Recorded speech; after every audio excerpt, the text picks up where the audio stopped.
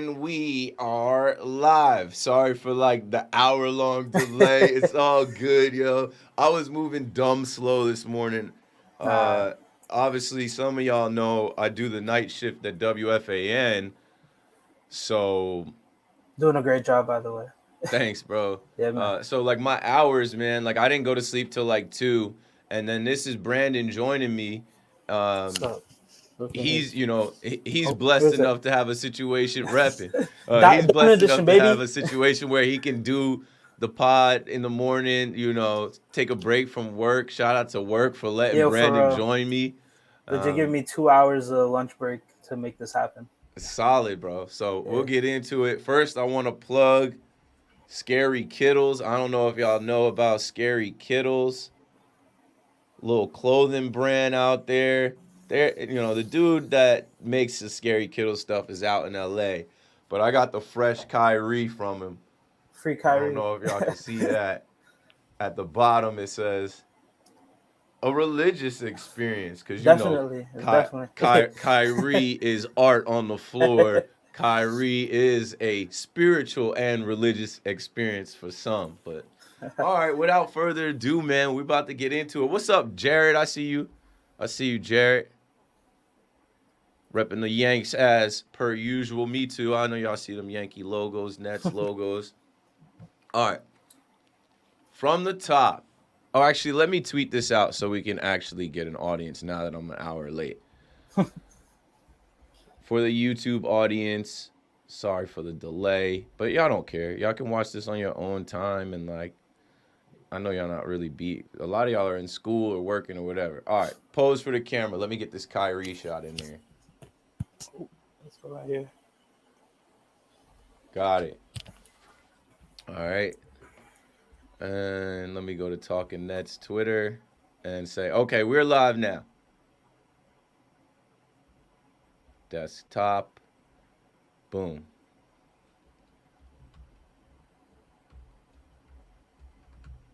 Okay, we're live now. And then give me the YouTube link. Copy. Paste.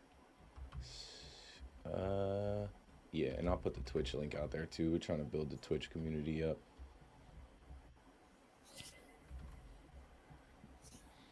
BB, you got a Twitter? I didn't even ask you about your like socials. Not much socials. I'm basically a photographer by day, so I have a small photo page on Instagram. That's about it.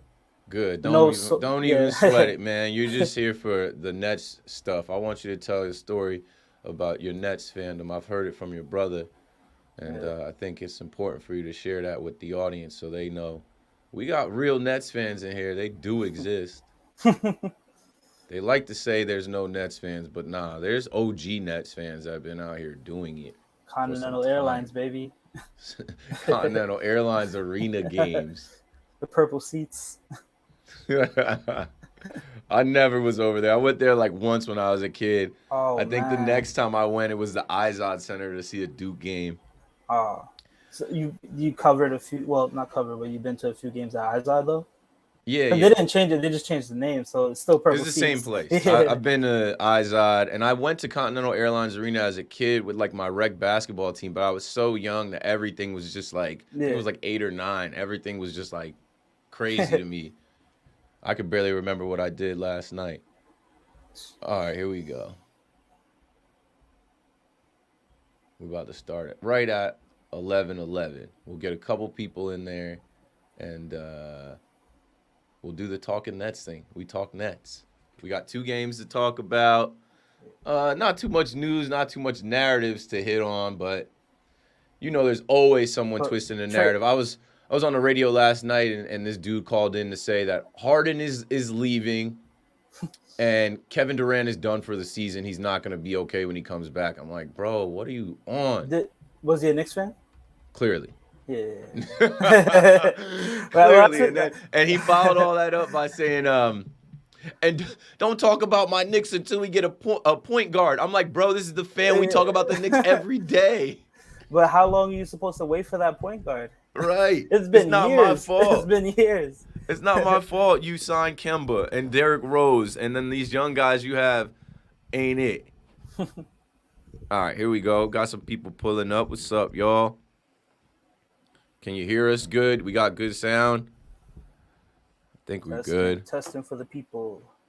Y'all see the Kyrie? We got 14 in the chat. We usually average around like 30 live viewers. That's going to go up soon, though. I got some tricks up my sleeve, but wait on it. All right. 1 minute, and we are starting. Just for good mojo, 11:11 start time is a good time to start. Yeah. All right. One's on the clock. Let's rock. Boom. One's on the clock. Let's rock.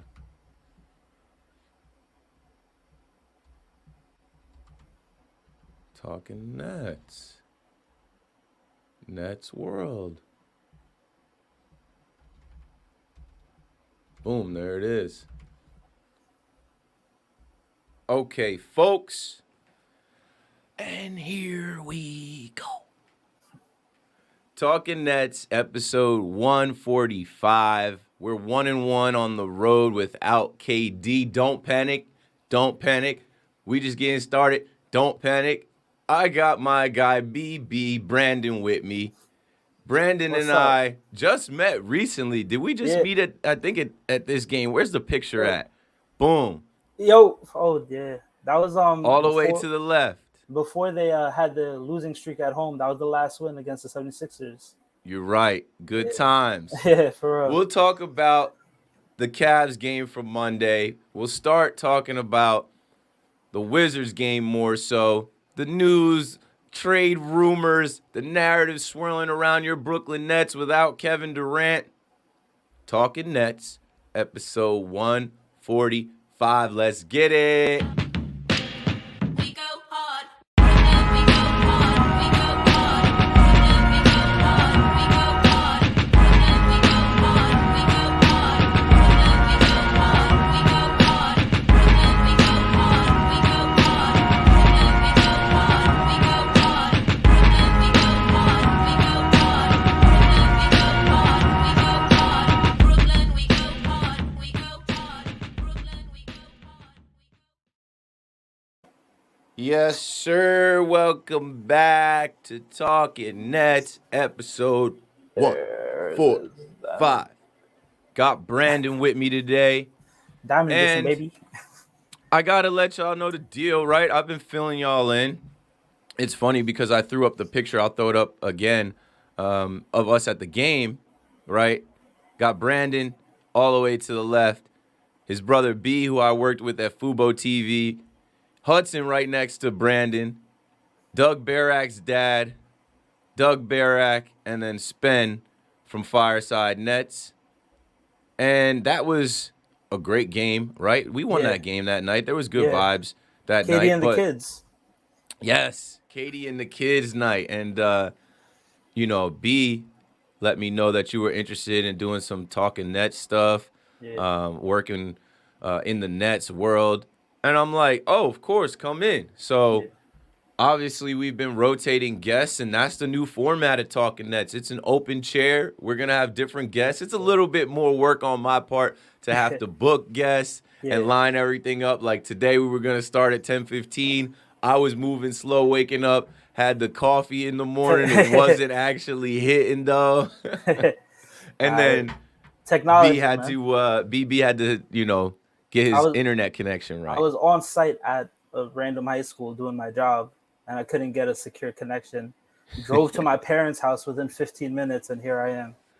Hey, it's all good, bro. I appreciate you taking out the time to talk some Nets with me.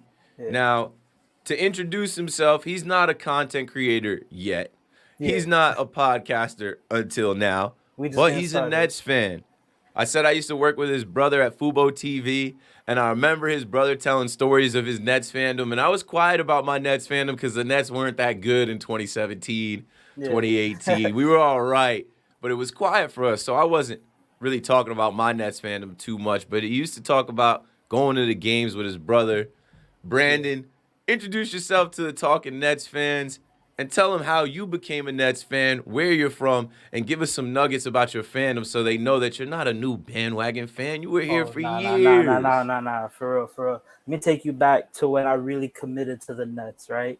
Let's go back to Continental Airlines Arena. Well, maybe Izod Center at the time. January 27th, 2010. That season, the Nets went 12-70. All right, but on January 27th, they played the Clippers, getting their fourth win of the season in a blizzard. And I was there for that game, and I said, if I came through this blizzard, sat in these purple seats, I gotta be with the Nets for life.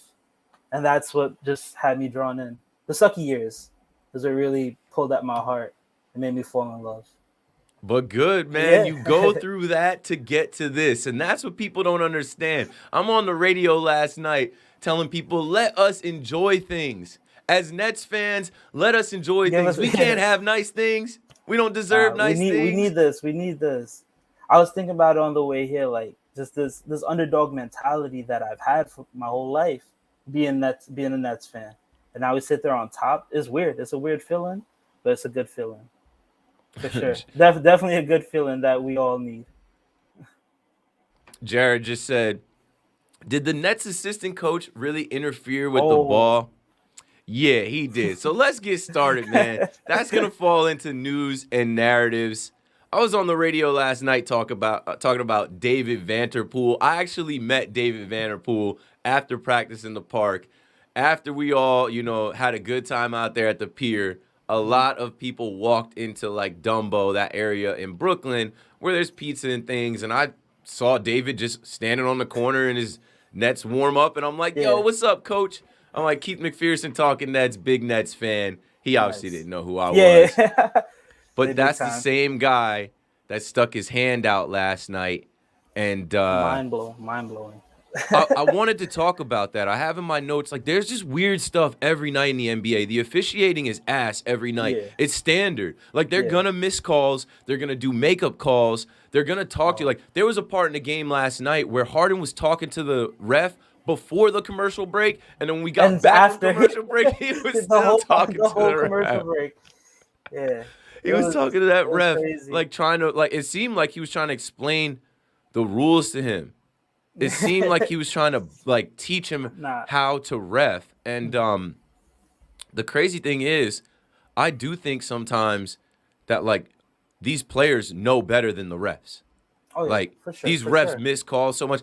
Do you remember the part in the game last night where the ref went over to the side and he's like, we are reviewing whether it was a flagrant one. I'm like, whoa, it wasn't a flagrant. What are you talking about? He's like, in mid-sentence, he stopped and said, we were reviewing whether it was a dead ball or, the possession. I'm like, how do you go to the scorer's table to announce what we're reviewing on live television? You're the ref and you don't even know.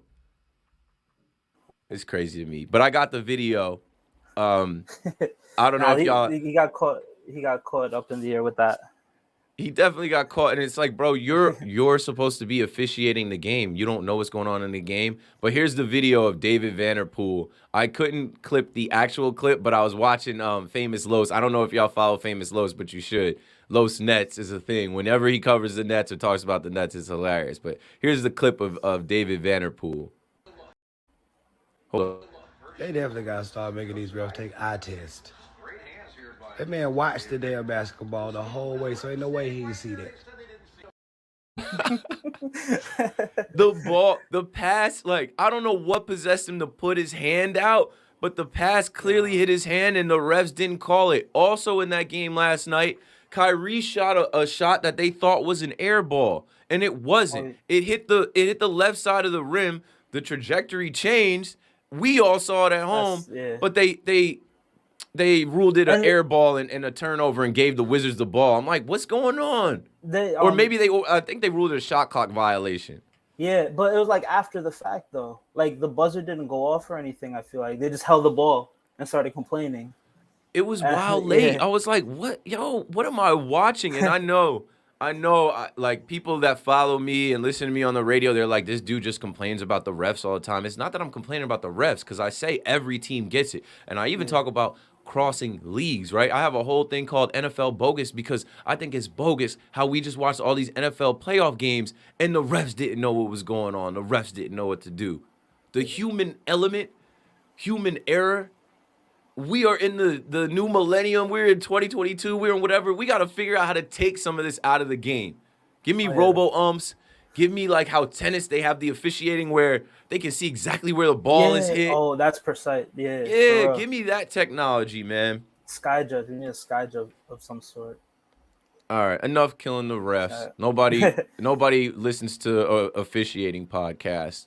Let's talk about the narrative swirling around the trade deadline, the Brooklyn Nets. Have you heard anything, which I'm sure you have, but I'll let you go at it first, Brandon. Have you heard anything about James Harden potentially wanting to go to Philly, being open to a The move relocate. to He said Philadelphia? relocation, right? I think he used the word relocation or something like that. But that's the word people are using. But I don't see how that makes sense for the Nets. I don't like Ben Simmons. I don't want any sort of trade with Ben Simmons, because that's probably the deal that's going to be made, is Harden for a Simmons type of package or something like that. And I just don't want to see that happen. We gave up so much to bring him here. Talk about so much depth we gave up. Like, yeah, we sort of built it back with these rookies, but you gave up JA and LeVert to bring Harden in, and then in 2 years or so, less than 2 years, you pull the plug on it. That'll be a stain on Marks, I think. I know you say in Marks we trust, and I do, but that would definitely be a stain. It's not going to happen. If you need somebody to tell you it's not going to happen, I will be on record, on definitely wax, don't saying believe that it's it. not going to happen. Yeah, definitely don't believe it. I understand Daryl Morey is in Philadelphia. I understand they have the Ben Simmons issue. This isn't big enough. I need a better screenshot so that we can show the audience. But rumors are rumors, and a lot of rumors on Twitter are started by, like, I don't know, 17-year-olds in their basements. Like, they don't really know what's going on, y'all. We could start a rumor right here about a random trade. We literally could. We literally could. Javon Carter is going to be traded for a first-round pick before the deadline. I was thinking the same name. Because we got to get him out of here. Low-key, we got to get Bruce out of here, too. I hate to say it because I love Bruce Brown for what he did last year, but I don't see a real place for him. But back to Harden, man. Yeah. It must be noted that there is enough noise circulating around the league or league-wide about Harden's reported openness to relocation this summer. Chill. It's not so much that he's open to relocating. It's just that the option is there. Yeah. He didn't sign he didn't sign his extension, right? Yeah. And this would be like his first opportunity as like a unrestricted free agent, I believe, right? And they say all these athletes want that, right? They say Yeah, they all, want you know, that. a lot of these guys don't get that unless they're coming out of college or whatever. And the thing is, Harden is in Brooklyn. I think he likes it a lot in Brooklyn. The style, the culture, the just the area being in New York. Brooklyn versus Philly, there's no contest. New York versus Philly, there's no contest. And he's only been here a year. We just passed the year mark since the trade. Yeah. And people are already moving on from him. But you know what? You can't listen to everything that you read on the internet because most of these people are Nets haters. Oh, yeah, for sure. A lot more Nets haters got the platform than Nets lovers. Nets fans, this is a safe space, right? Talking Nets is a safe space for Nets fans to talk about their team with no outside noise, no Knicks fans, no media members besides me. But I'm not a real media member. I just got started. Don't count me. I came from here, right? I came from talking Nets into the media. So obviously, you know, I don't have any narratives, and I'm Stephen Anti-Smith. You're not going to see me making up narratives and being a clown. I'm too authentic. You're not going to capitulate to the Nets? Nah, there's no need. There's no need. So the other rumors were swirling around Nick Claxton. And I started to believe him because I'm like, where did this injury come from? Like this hamstring. I don't even remember seeing him get hurt. Yeah, I don't remember him being pulled up. Did he get pulled? Do you remember you saw his hamstring? Like, I don't remember seeing him come up lame with a hamstring. I don't remember any of that. But I say what made me the most nervous with Claxton was early on in the year when it was non-COVID illness. When they kept pulling that stunt, I was like, something's not good. Like they probably trying to Because tap. he went from starting the first 3 games to missing 17 games with an illness that Yeah. wasn't COVID. So as a fan, you're like, yo, where's our starting 5, our starting center, our young cat that we drafted that was supposed to be relied on? Yeah, Many of podcasts I said I felt like the Brooklyn Nets were humbling that young man because word on the street was he was out partying. I heard he was out in Dykeman smoking hookahs with the Latinas. I can't blame him. I understand it. Trust me, I understand it. But you got business to handle, young man. Yeah. Do all that in the summer and then lock in for the fall and winter. If Nick Claxton gets traded, where and what for? I think people need to realize the emergence of Day'Ron Sharpe does not mean we have to trade Nick Claxton. The two can they can, coexist. yeah, they have to. They have to find a way because one person can't play all the minutes. You guys share these minutes. And in sharing the minutes, a nugget that I got from the post game last night that I thought was great. Day'Ron is in the post game, and man, I would love to see practice, because LaMarcus Aldridge talked about it too, talked about Day'Ron's ability and Claxton's ability. But they spoke about free money and how James Harden throwing lobs to them is Yeah. free money. And how James Harden basically told them, Clint Capella, you can make a lot of money in this league just catching lobs off me for a year. And these It guys happened. have learned, Claxton has learned, but right now, Day'Ron Sharpe's chemistry with Harden is shining through. It's so and beautiful. just how fast this young man has picked up his game, has improved, and now is playing with NBA bigs every night. He's competing with the best NBA bigs every night. What do you think about Day'Ron, man? He was a It's- complete surprise for me, but I don't want to say complete surprise. We knew he was a stud coming out of UNC. We knew what Roy Williams said about him. But for us to be in the halfway point of the season, for him to be starting every game and contributing like this is a complete surprise for me. I thought he was more of a project. Nah, it's definitely great to see, and it just shows like the Nets do their work.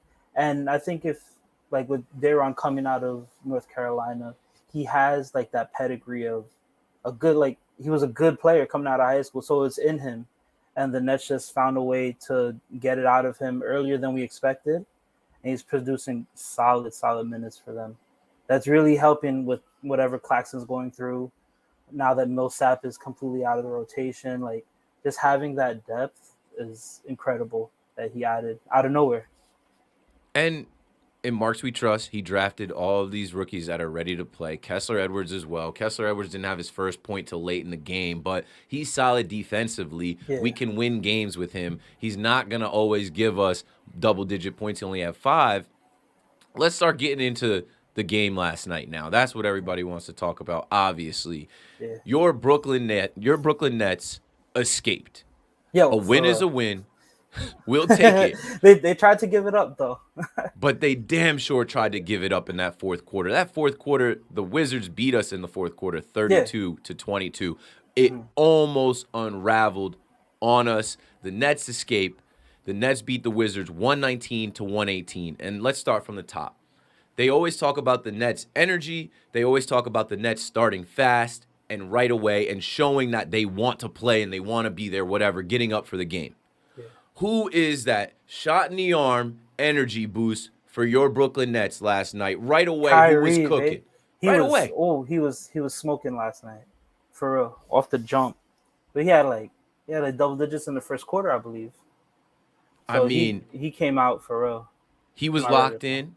Yeah. And you know what? The first thing I thought was last year when Kyrie would take a leave for his family's party for his sister and his brother's birthday, Yeah. the birth of his son, our nation's capital gets stormed, and he just can't play basketball that night after seeing that.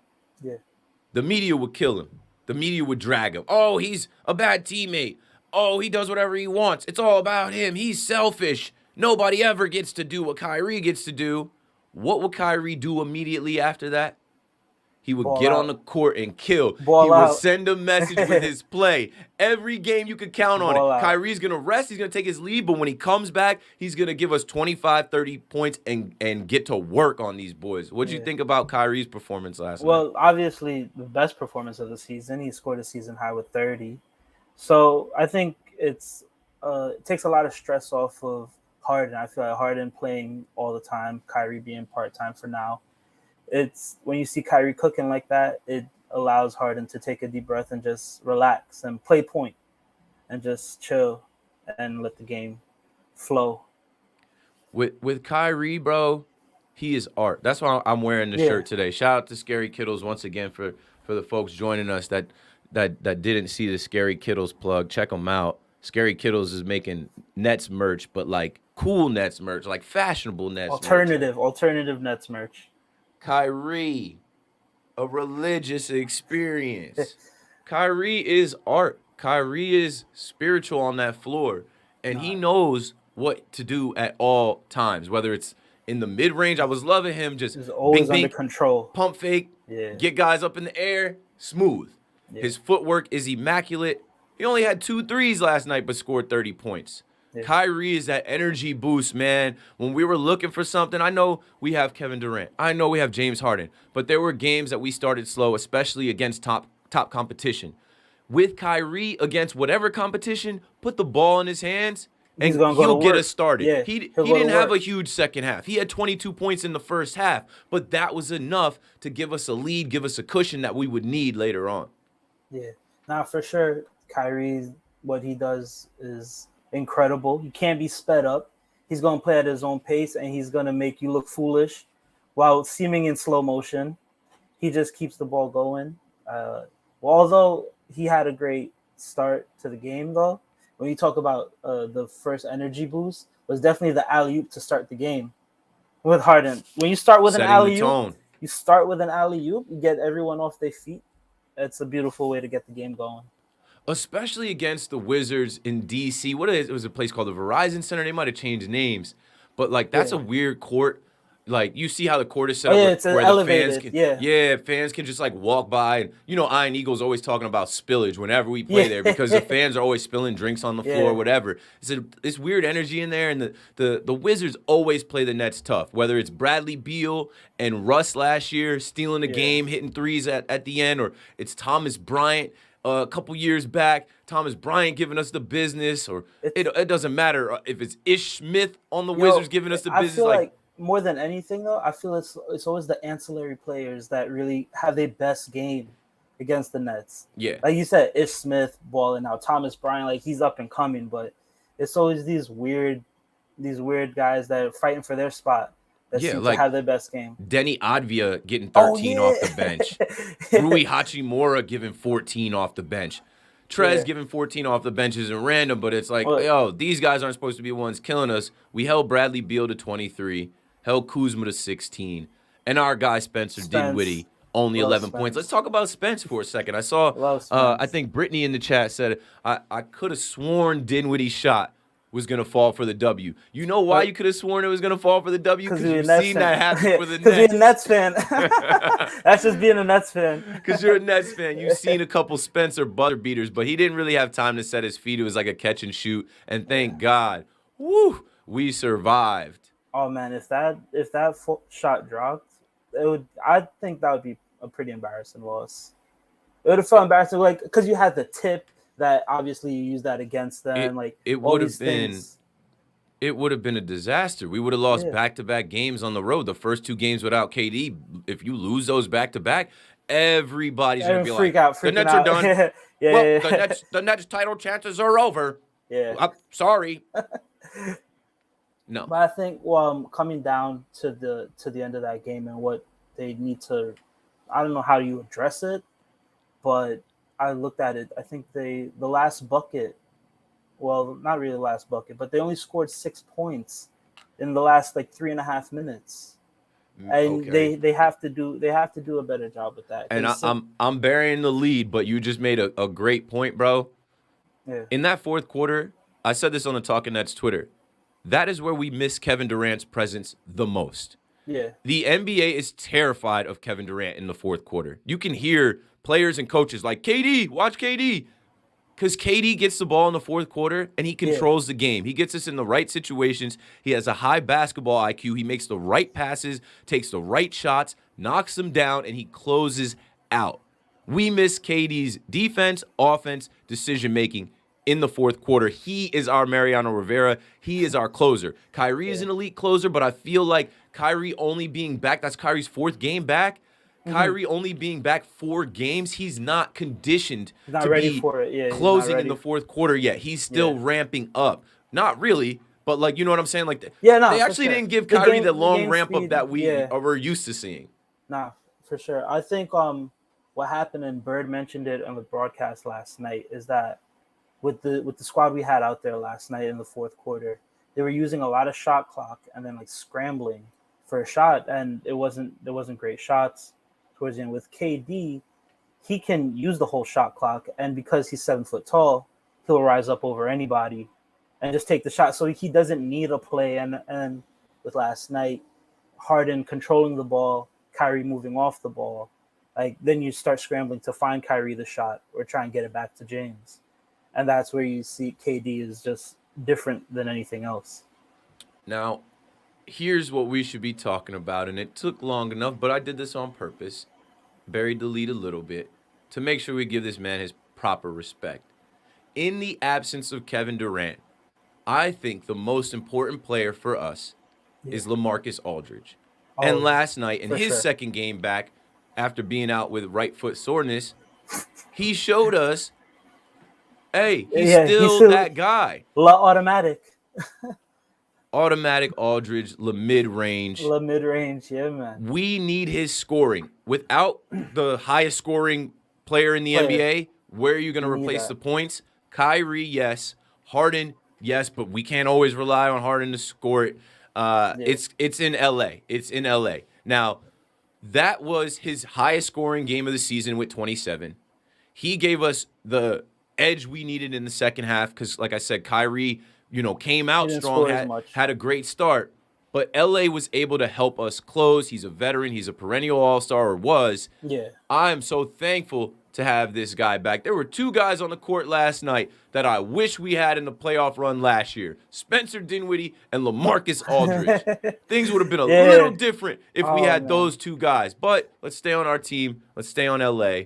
Tell me your thoughts about watching LaMarcus, mid-range, automatic Aldridge it's go to so work for beautiful. your Brooklyn Nets last night. Second I game think- back. Well, being a Nets fan for so long, we're so used to seeing not every shot, but we expect misses more than makes. And KD has sort of changed that. And then with him not being there, the game started getting down towards the end. And I'm just like, while Kyrie and James, they're all good, like, I don't feel confident in anyone just pulling up and making a shot. And Aldridge changed that for me. Like, moving forward, he definitely changed that. And I think he can pull up at any spot or get open any spot in the mid-range and just take a shot, and I feel confident that it's going to drop. Like, I have nights where, like, I see KD and I'm like, every shot he takes is going to fall. And that's what I felt like for Aldridge last night. Easy money, right? But that's in what the Aldridge arena was. with the Brooklyn Brigade. When we see KD get going, we just throw up the money Manziel, easy money, easy money, and that's what it was for LA. He started off 6 for 6. He was cooking. Yeah. He had a foul. He had a shot he hit and one. I'm like, look at the old man get it. Yeah. Thank God for him. Thank God his heart condition is okay. Everything, yeah. Thank God he's healthy and was able to figure it out this offseason and come back for this unfinished business tour. Yeah. That's a grown man. I think overall too, his field goal percentage has been pretty high. Like, aside from last night, just overall, and you just feel confident moving forward with him taking those shots in the fourth quarter. Way more confident with him with the ball in his hands than, I don't know, Bruce Brown. And Oh, I yeah. hate to keep killing Bruce Brown, but, I just don't, I don't know, man. We might have to trade Bruce or figure out how to, give him less minutes, especially, in a game last night. They play the matchups, right? Because in a game like last night, I think James Johnson was available, DMP. I know he was hurt a couple games ago, so maybe he also had an illness. He also had he had an illness. But Blake Griffin, DNP, Blake is healthy. Blake is fine. Yeah. David Duke Jr., Javon Carter, DMP. We only brought 3 guys off the bench, and that was Cam Thomas, LaMarcus Aldridge, Bruce Brown, and they all played over 20 minutes. Bruce gave us 4. A little bit of an off night for Cam. He only gave us 4. But 30 from Kyrie was enough. 27 from LA was enough. And we should be running our offense through him when he's on the floor. Yeah, What do I for mean by sure. that? Put the ball in his hands and let him figure out, okay, is this a mismatch? Kyle Kuzma on me? Not a problem. Yeah. Because he too, like with his height, with his jumper, he can rise up over. You can't damn near block his anybody. shot, Yeah. just like KD. That's what I'm saying. The most They're so important tall. person. We're 1-1 on the road without KD. Don't panic, because the most important person in this run, in this time, gonna be is LA. LaMarcus Aldridge. Yeah. James Harden gave us 18, but bro, like I try not to kill Harden because I know he is going to save us at times. I know he is valuable to us. There was a video that went viral of him just falling asleep on defense, which led to a wide open Kyle Kuzma 3. And then the turnovers, bro. Oh my God! I feel like 8 turnovers last night. We can't have The it worst- in these the close worst games. times. That's the difference in the game, yo. You keep giving them opportunities. Since I feel like since the Clippers game, it's just so highlighted. Like it sticks out so much more ever since that Yeah, Clippers 'cause that- loss and yeah. everything after that. Like his fourth quarter turnovers just stick out like a sore thumb because we kind of started to expect it. He's got to And- limit those, man. yeah. And I don't know if it's trying to be too fancy or misreading things or being caught in between. Like, am I gonna dish? Am I gonna score it? Make up your mind, bro. You have Kyrie back with you. Are you going to be a distributor? Are you gonna be a scorer? You can't be putting us in these bad situations I where think- you're turning the ball over this much I think and you're he's giving them second chance opportunities for free. Yeah. I think it's very much he's a little too relaxed because his floaters don't have enough juice sometimes. No, I'm with you on those are that. getting It's like picked up. So yes, the game is easy for him, but at sometimes you need to put some more juice on those passes and get the ball where it needs to go. I see a lackadaisical, perfect. He's like lulling himself to sleep on the offense sometimes. that's the term I use for Gleyber Torres and Gary Sanchez. We Oh can't my have God. the lackadaisical behavior. That's how you lose games. Yeah. That's how you get beat. But Well, go for it. I think even with Durant, they all fall into it at some point because they have so much talent, right? You look at the floor at any point, they most of the time have 2 of the best players in the entire game on both rosters, 2 of the best players on the floor. So you just sit there and you can't out talent every night. Like Right. it's just not gonna happen. The Nets have 15 turnovers. Obviously, Harden is handling the ball, so he had more than half of them. We got out rebounded again. That Always. seems to be a consistent Always. theme. Yeah. And we shot well, and that's what kept us in it. The efficiency. We Yeah. still need a little bit more from 3, man.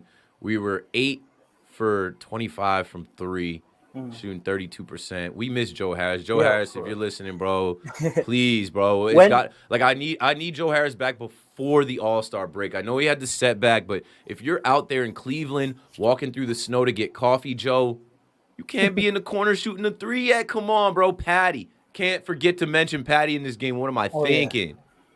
I'm with the He had gang. some- I'm with he the had mob. What some was I class. thinking? Patty Mills, dude. He was clutch. We He hits him at the right time for the most part. start Patty now at the forward position. At least that's the last Yeah. 2 games.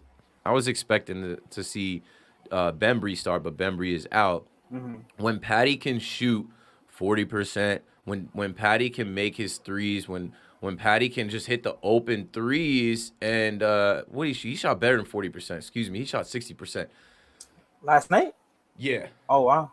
Last That's- night he shot 60%. He was killing it and Yeah. just taking advantage of his opportunities. 17 points. I know he, He had was a good 5 game. for 7 from deep. Yeah, that's what you need. Like that's Patty's game, right? When he's hitting those threes, it's dangerous. Now imagine when we're talking about Joe, when Joe comes back, you got Joe and Patty on the corners running around, just being annoying to defenses. It's gonna be a problem.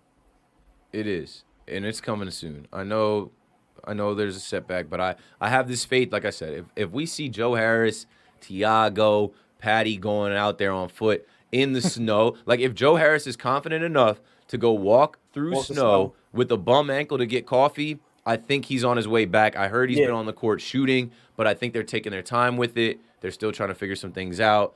They're seeing what these rookies have, and we don't have KD. So maybe they're trying to, I don't know, maybe they're trying to make it closer to like KD and Harris return at the same time. Well, But if that happens, bro, that's better than any trade, I think.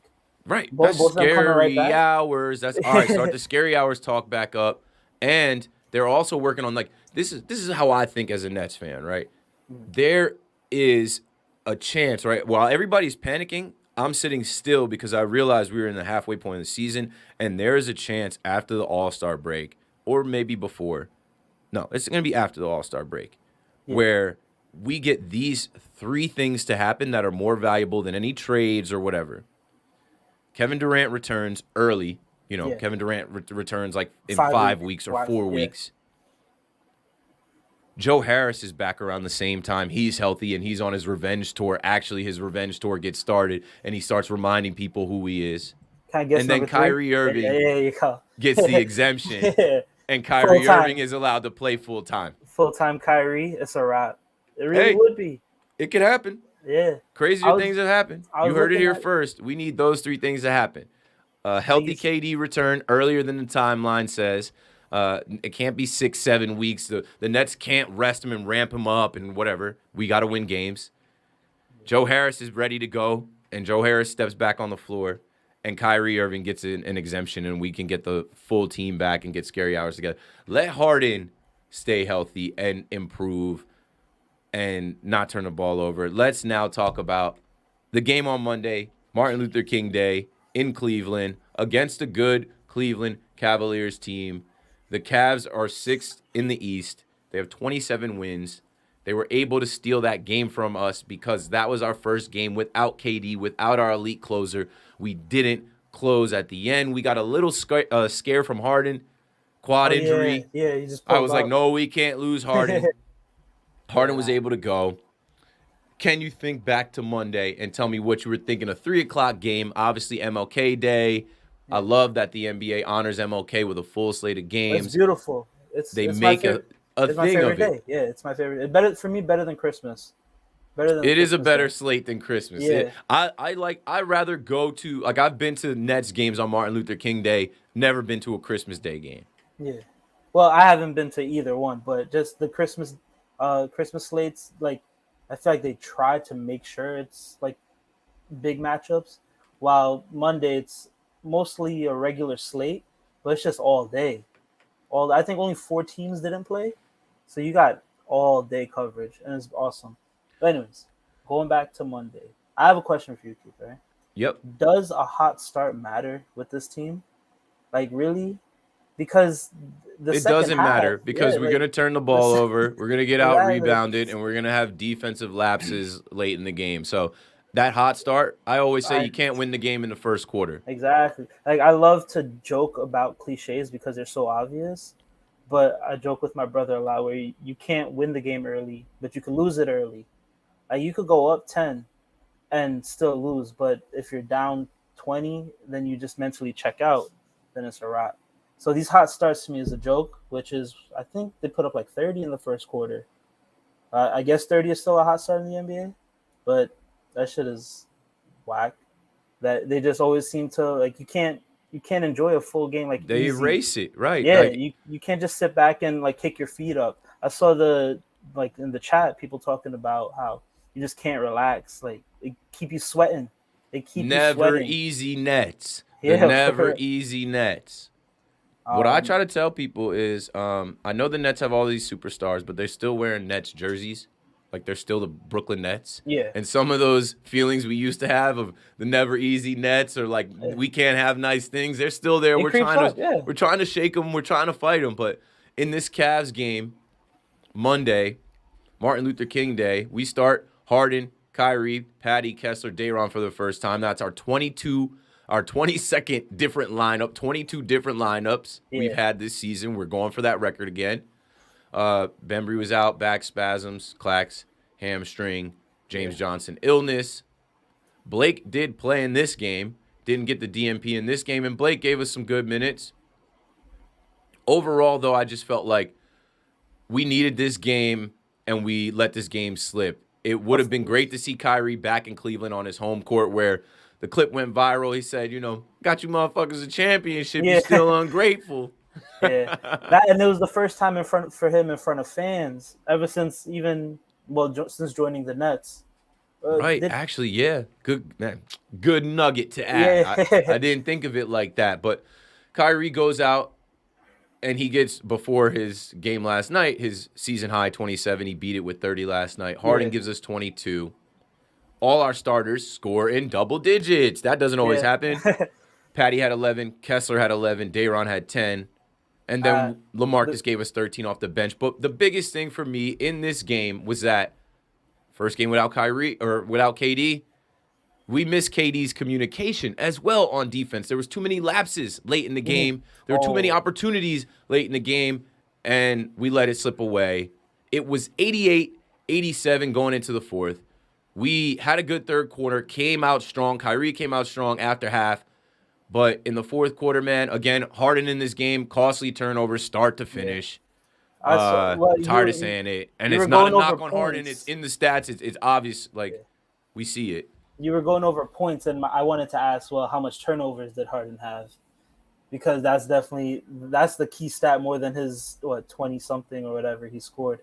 Because the last turnover was obviously the backbreaker. But you talk about like I mentioned it with the Wizards game, the last 4 minutes, basically, they only scored 4 points. And the same thing with the Cavs game. They were tied at 105 with 3:43 left. Tied at 105 with 3 and almost 4 minutes left. And I think they only finished with 4 more points or something like that. They finished 107 or 109 was the final score? The final score of that game was 114-107. Cavs. Oh, so they scored 2 points in the last 3 minutes. We had nothing. 43. Out of gas. And Steve Nash, call a timeout and help us, bro. Call a timeout and help us, bro. Late in that game, just to break it up. When it looks like we're scrambling for answers, that's when you need the head coach to be like, all right, I got some answers. Let's figure this out. I feel like in those moments, Steve Nash gets paralyzed. I am not a Nash hater. Y'all know that. But that is still a flaw. He improved somewhat this year. There were definitely times this year where I was like, good timeout, coach. But that needs to be all the time. You have to be calling good timeouts all the time to be a good head coach. Hats off to Jared Allen. I miss you, bro. I miss the fro. He's better than he was as a net. He's added to his bag. His game is improved. He looks like an all-star. He gave us 14. All of their starters score in double digits. It was a high-scoring game. It wasn't really a high-scoring game, but all of their starters go in double digits.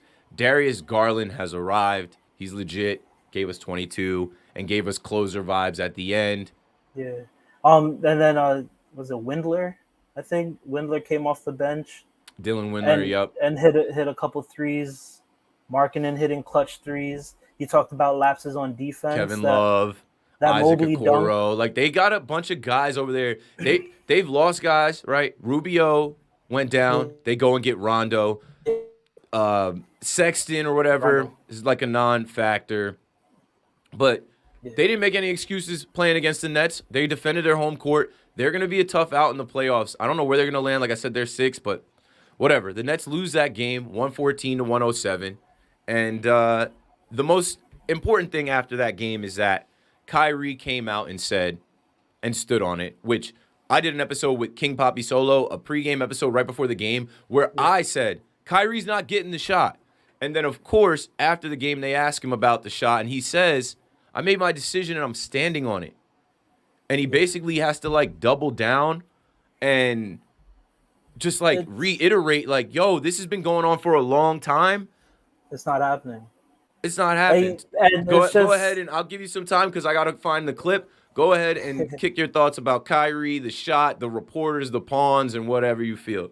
Well, I mean, there's not too much to say, right? He's been super clear about it, and the fact that it's continually asked. It's just silly, and it's confusing to me, honestly. I'm confused by, how many times does this guy have to say it? and he shouldn't have to say, like, he's clearly, his actions are speaking. He's not going to get a shot. So why can't we move forward? He's the part-time player. Like, it's done already. But like you said, the pawns, they need their clicks. I love that he called the media pawns, because that's exactly what they are. And the angle that they took, it was Nick Tyrell, I think, from ESPN, but the angle that he took was with KD out, right? We just lost the first game with KD out. With KD out, is that gonna make you get the shot? Which, that's fucking stupid. Yeah, like, yeah. It's like, if he cared about KD that much, KD would have been able to convince him with his words. It's not gonna be an injury. He literally said KD will heal and come back.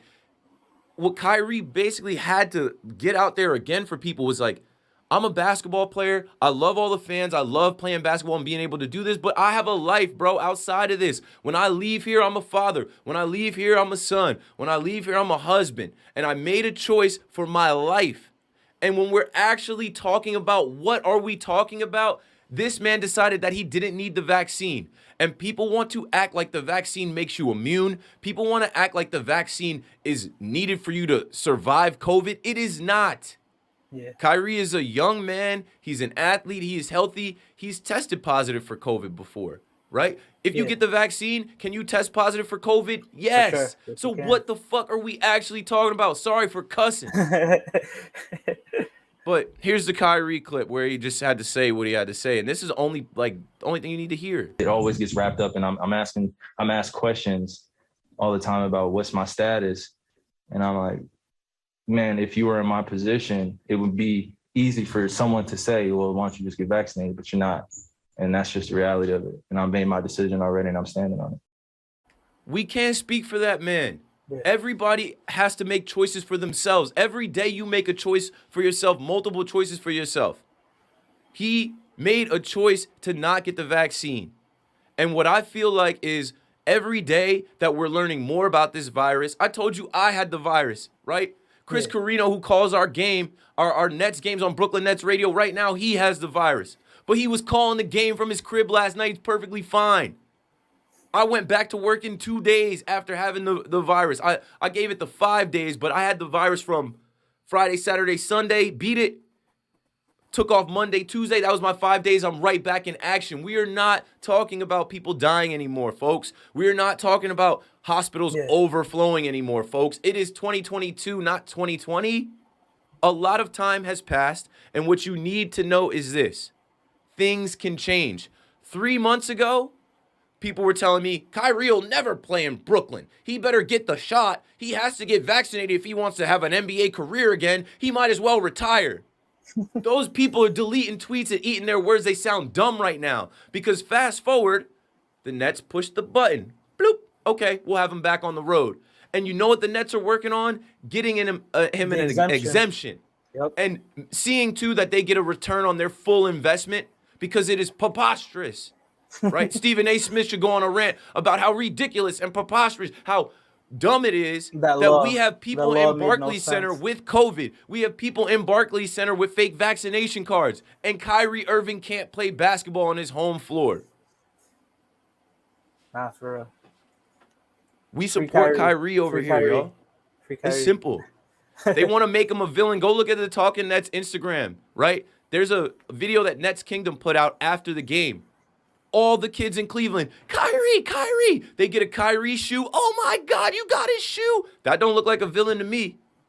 That look like somebody that kids love and want to see hoop. Kyrie is Kobe to them. They love Kyrie, and we love Kyrie too. He's a Brooklyn Net. He's from our area. He's from our soil. They say the Nets aren't likable. No, they are likable. There's a story about a young man that grew up rooting for the Nets in New Jersey and grew up to play for them.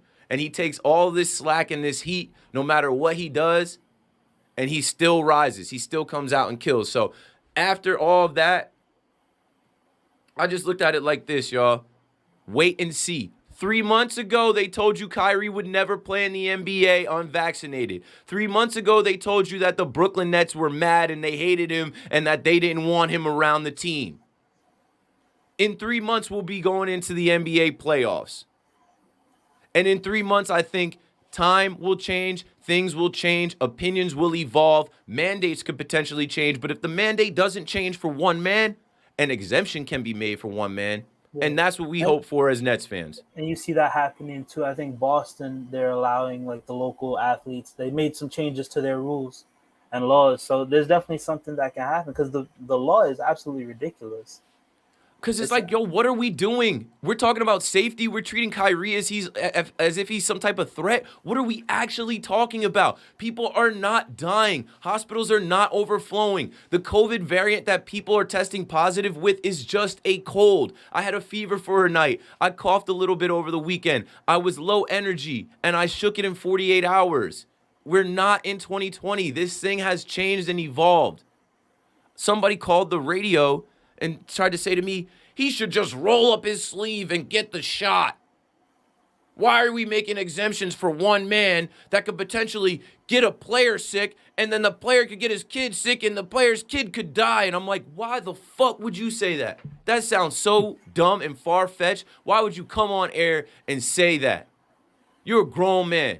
You really said that Kyrie can infect a player and the player could go home and infect his kid and die? There are no kids dying from COVID. So stop villainizing him. So B, this is BB and this is B. They're brothers, Brandon and Brajesh. He writes, Stephen A. Smith would never stand up for Kai. And he can pretend it isn't because he chose the Nets over the Knicks, but we know what it is. Stephen A. Smith was going on this rant about, oh, I had COVID, I had it bad. They told me if I didn't have my vaccine and shut your ass up, Stephen A. We know what you're getting at, right? You're exaggerating your COVID symptoms or whatever you had to make it seem like Kyrie is a bad guy for not getting the vaccine. What you do with your body and your situation has nothing to do with this man. So don't try and play that game on ESPN to say, oh, the vaccine saved my life. It probably saved a lot of lives. But at the same time, not everybody has the same blood type. Not everybody has the same DNA. And COVID is not going to hit everybody the same. So everybody doesn't have to get in line and roll up their sleeve because you know what? Enough of us did where this virus is under control enough where we're all going to work. We're all going to school. We're all going out to eat. We're all going out and back in movie theaters and arenas and stadiums and living our lives. So Kyrie Irving can't play basketball unvaccinated and we're doing all this? Make it make sense. Rant over. That was beautiful. Well said. Well Rant said. over. I saw Let's the play chat. a was loving it. voicemail and we'll take the questions from the chat after this one voicemail comes through. And here we go. Man, I hate when this happens, Joe. Sometimes my Bluetooth doesn't connect, and then I look like a dumbass on the live, and they're like, this guy doesn't know how to even use a Bluetooth speaker. Yo, Keith, it's Rich from New Jersey. I'm calling back to redeem myself. Going to keep this one less than 45 seconds. Waiting for your pod. Hopefully this gets on. The question is, what are we going to do with the trade deadline? Do you expect a big splash, or do you just expect us to get whole with Joey Harris coming back and KD hopefully in the next month or so? Or do you expect us to go out and make a move, maybe for some 3-point shooting? All right. Thanks, man. Hey, Rich, I think you and I are on the same page because I talked about it already. I said what I think is going to happen. Now, in Marks we trust. I think he's going to shed some dead weight.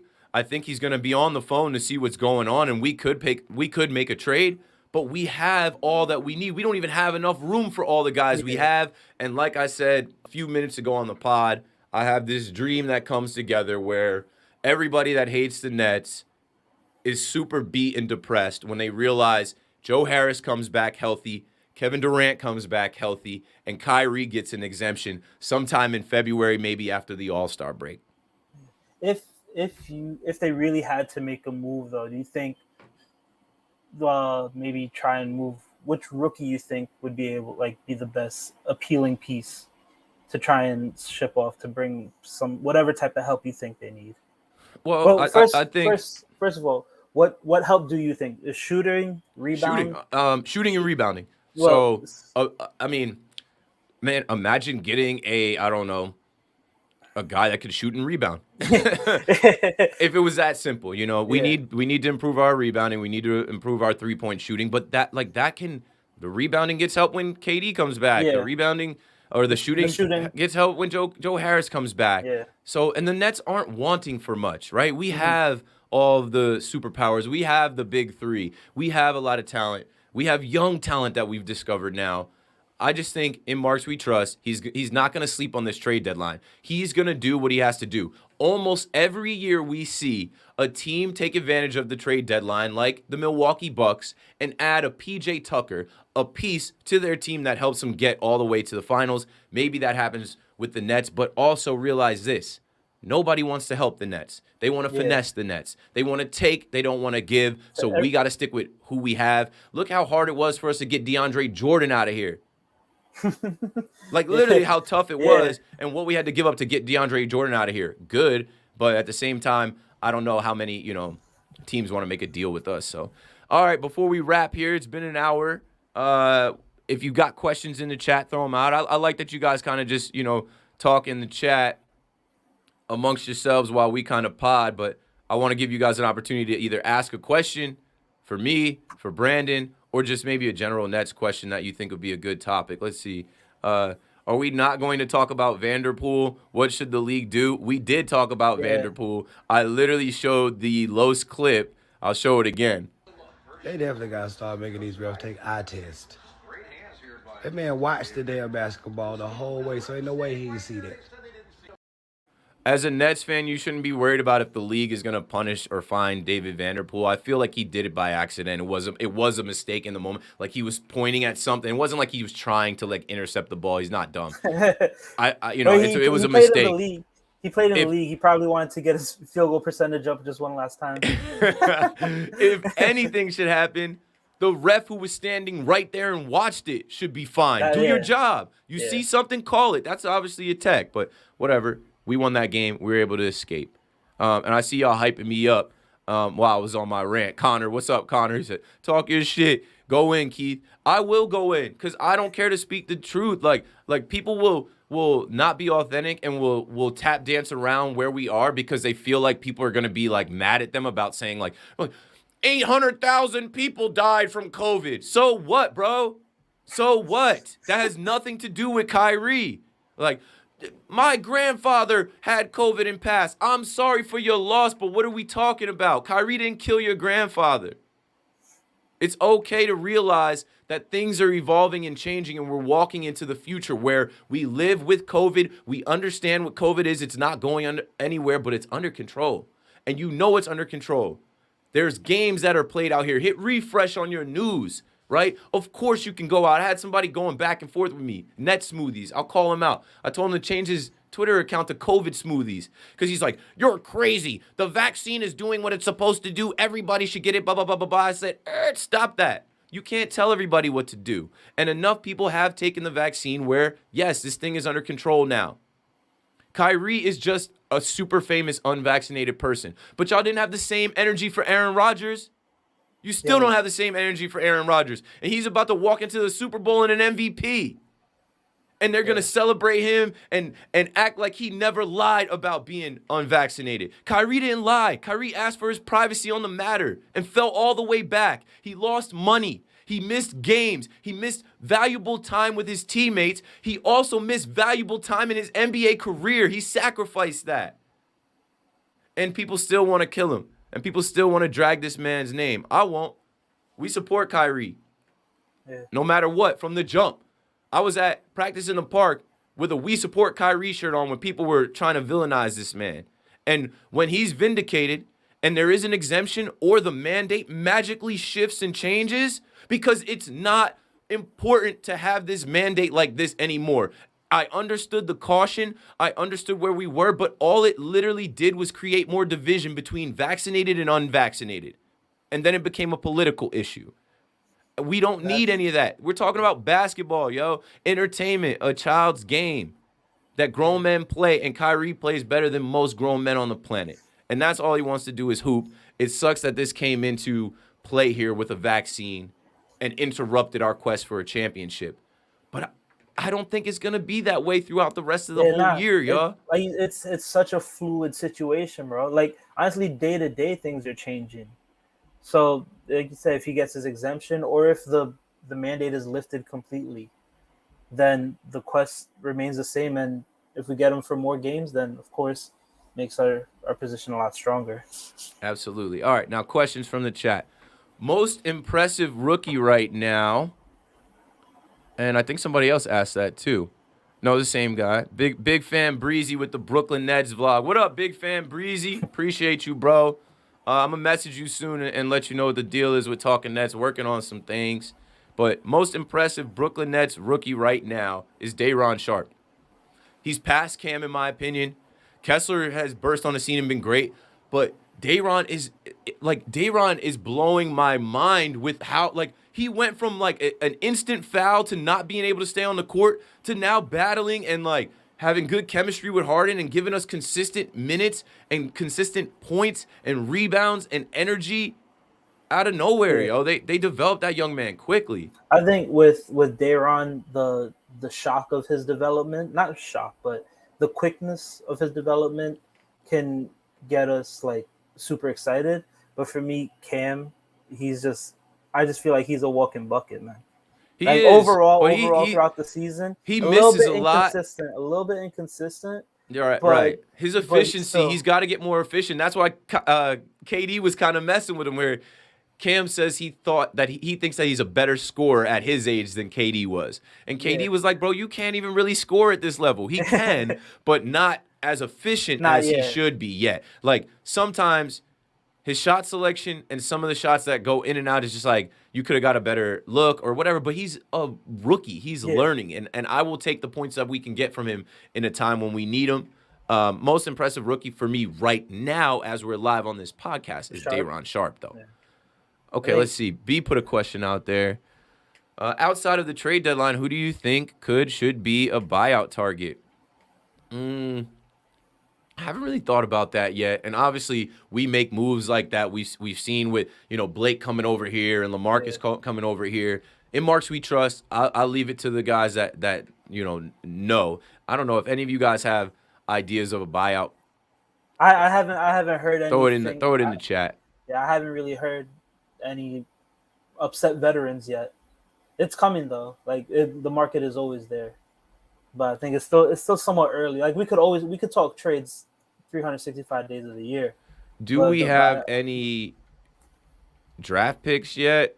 I don't really know. I'm not thinking about the draft at all. I'm thinking about this season. I know we traded some to get DJ out of here, but who knows? We'll see. All right, last questions. Last call for questions. Rocking with Uncle Drew. Our rookies are great. Cam takes. Yeah. This one said, my holy king says, they act like the vaccine gives you immortality. It doesn't, right? So it's okay, everyone is allowed to make a choice for themselves. I always share my stance, right? Why did I get vaccinated? I was the type of person, I didn't get COVID in 2019, 2021. I just got the Omicron variant in 2022. My wife got it April 2020, and she was down for about 5 days. Her dad got it. He was hospitalized with COVID twice. So why would I get vaccinated? Because I'm around people that I could be putting at risk and in danger. Yeah. Kyrie might not be around people he feels like are at risk and in danger. Might not feel like he's in danger himself because he had tested positive for COVID. You can't act like everyone needs the same thing, right? That's people trying to sell you on insurance. Sometimes you go to a store and you buy a pair of headphones, and they're like, hey, you should get this insurance in case you break these or you lose these.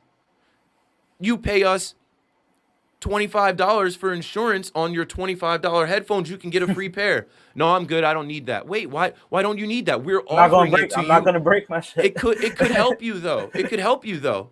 If in the event that you need a new pair of headphones, now I can afford new headphones if I need new headphones. I don't need the insurance. You know what I'm saying? It's like that. Yeah. It's for like sure. that. That's not the best analogy, but that's what I came up with off the top of my head. Somebody offering you something that you're like, no, I'm good on it. I think I'm all right without it. I don't need to buy the protection plan. Oh, yeah, I always I turn think down I'll the survive warranty. without the protection plan. I always turn down the warranty. Simple as that. All right. Still giving B his love because he sent his brother's information so I could get him on the pod, throwing his stuff out there. Will y'all take Gordon from the Rockets? Of course. I'll take Eric Gordon. He's a veteran, a shooter. Scorer. He shot against us. Of course, man. The Of scorer. course we take a guy like that. But you got to give to get. That's how trades work. All right, folks. That's all we've got. Thanks to Brandon, Yes, sir. BB coming on the show, talking Nets, lifelong Nets fan. Appreciate you, bro. Anything you want to plug or anything you want to say to the Nets fans in the Nets world before we close out? No plugs. I don't do much like on the socials, but just thank Nets fans for having me chilling today with us, and shout out to the family, right? The network, how I got my spot here in the seat. I'm this guest host, so shout out to the family and shout out to all the support. And Keith, keep doing your thing, man. Hopefully I I'm back. got you. Hopefully I'm back on again, and we could just keep talking shit, having fun. Yeah, the plan with Talking Nets is to be able to do this live. And I'll let y'all in on some things. Like, the next step in the evolution of Talking Nets is to get out of these squares, get out of these damn boxes where we're looking straight at cameras and we have a set. I know you guys watch shows and podcasts that have evolved to the host being sitting on a couch or being together or being on a set at a table, right? I just left the John Boy Media office yesterday. My boys did it. They built an office with studios and sets in it where they can literally make their own like TV show around their favorite team Yeah. and favorite sports. The Nets deserve something like that. I am working to create something like that. Through your help watching and listening to Talking Nets, we have built to a YouTube channel that is about to be monetized. We have interest from the actual Brooklyn Nets, the Yes Network, people that are all around this Nets community pay attention to Talking Nets. John Boy has released Talking Nets to me because you know what? He doesn't want to hold Talking Nets back as a basketball brand, as a Brooklyn Nets brand in the ecosystem of a baseball company that's focused on the podcast in baseball that they have already made popular. Talking Nets is still ascending.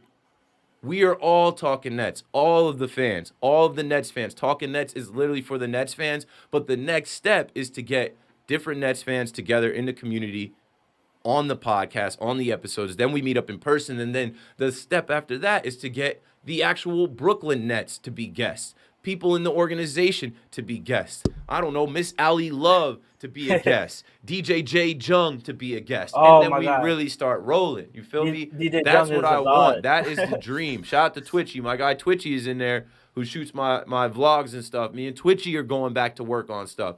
Twitchy is a part of Talking Nets behind the scenes that you guys might not even realize, but I appreciate all the support. I appreciate all the love. The reason I do this is for us, like I said, so Nets fans have a safe space to talk about the Nets. So real quick, you said we gotta get Mr. Whammy on the show. Ooh, I'm putting that on my guest because like I see Mr. Whammy. I talked to Mr. Whammy and Doug is Mr. Whammy on the pod would be fire. But you know, like, is Mr. Whammy setting up on his MacBook? Probably not. Is Mr. Whammy pulling up to a set? Maybe if that set is at the Barclays Center somewhere. You know what? Maybe. If you could swing Mr. Whammy, I'll drive to him personally and set it up for him. I got you. That's my commitment. That's how I get back on the show too. I brought Mr. Whammy. Mr. Whammy would be a fire guest to have. But all right, y'all, that's all we've got. No game tonight. Next game is tomorrow. We might as well look at the schedule real quick. We've got the Spurs coming up Friday. That's going to be a late game, right? Yeah, they're playing out there, so that So, game's like going to eight- be – I'm trying to think 8 about o'clock, 9 o'clock. me being on the radio. So it's not a 10 o'clock start. It's an 8:30 start. I'll be on the radio right before it and probably not after. It'll probably run through my time slot. But we went to overtime with the Spurs in Brooklyn. We need to beat them. We definitely need to go in there and get another win on the road. Kyrie on road. While we have this road stretch, Yeah. we got to win these games with Kyrie. And then the next game, why is the schedule not like set up right? So Friday we See. play the Spurs, and then we don't have another game until we play The Timberwolves. on You the get the Timberwolves Sunday. on Sunday. Yeah, So we no got crazy Friday, Sunday. Timberwolves just beat the Knicks. We should be able to handle them without Kevin Durant. When do we come back home? Against the I got Lakers. the NBA.com schedule. Right. Against so the then we got the 25th. Lakers on the 25th, and then I want to Bro, see that's the Jokic worst- versus Dayron. But that's the worst back-to-back, though. Lakers Nuggets. That's a tough Hey. back-to-back. The Lakers are weak. We should be able to beat the Lakers. Yeah. I mean, I know it's going to be tough with no KD, no Kyrie. We might be able to figure out how to beat the Lakers. Nah, I don't know. It might be a tough one. And then the Nuggets, we got to play against the MVP, Jokic. Like I said, I want to see Dayron versus Jokic. Then I'm going to know if he's really arrived. One thing I love about De'Ron is he actually looks muscular. Like before we had J.A., who was a skinny center. He has the and NBA Claxton. body, man. He looks the part, and he's young. He's only going to get better, y'all. He's only going to Yeah. get better. Yeah, the Nuggets are tough, bro, but this is the NBA. Every night is tough. Teams are going to lose. That's another thing. Let's look at the standings right now. The Bulls want to beat the Nets too. That's not. You can't forget that. the Bulls are still holding first, but not for long. The Miami Heat are right on their heels, and we're a half game back as well. We're in third. Milwaukee Bucks are 2 games back. It's close at the top. The Sixers are 2.5 games back. The Cleveland Cavaliers are 2.5 games. Like a week or two here is going to change the standings completely. We just got to hold. The title of this episode is We're 1-1 on the road without KD. Don't panic. We will be all right. That's all we've got. Subscribe to the pod. Subscribe to the YouTube. If you're watching on YouTube, smash the like button right now. Like, it helps the algorithm. If you're on Twitch, follow the Twitch. Subscribe to the Twitch. Share this with your friend that likes the Nets and wants to find Nets content. Shop.johnboymedia.com. The merch is still live. Talking Nets merch still exists. If you want to be heard on the podcast, everybody can't be on the podcast, but you can call the voicemail. Everyone can call the voicemail at 201-870-0461. Write us a review on Apple. We need it. When I'm in these meetings and they search Talking Nets and they look on Apple, we've got over 100 reviews, which is solid. I think we got a 4.8 rating, which is solid. But we need new reviews about what's going on now. The reviews are mostly from last season. We need new reviews on what's going on now. Send me some kind words. Say Keith is holding it down for Nets fans. He's keeping Talking Nets going. He's bringing in new co-hosts, and he's got plans to take Talking Nets to the next level. I'm excited for it, and I can't wait. Let's go Nets. Let's go Nets. Brooklyn. Brooklyn.